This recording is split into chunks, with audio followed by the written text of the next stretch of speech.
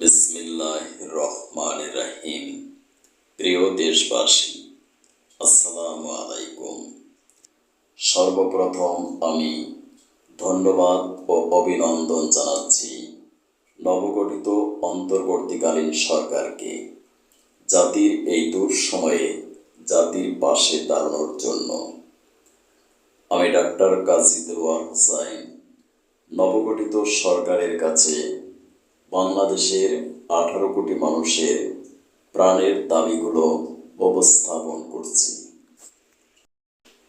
দফা প্রথম, বাক স্বাধীনতা ও রাজনৈতিক অধিকার চাই।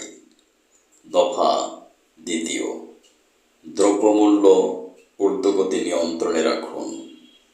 দফা তৃতীয়, মেধার ভিত্তিতে চাকুরির ব্যবস্থা করুন।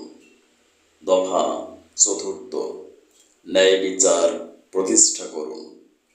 দফা পঞ্চম, ঘুষ দুর্নীতি চাঁদাবাজি মুক্ত রাষ্ট্র উপহার দিন। দফা ষষ্ঠ, ধর্ম নিরপেক্ষ নীতি নয়, স্ব ধর্ম পালনের অধিকার দিন। দফা সপ্তম, শিক্ষানীতির পরিবর্তন করুন।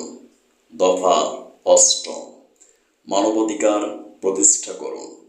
দফা নবম, রাষ্ট্রের গুরুত্বপূর্ণ সিদ্ধান্তের ব্যাপারে গণভোটের ব্যবস্থা করুন।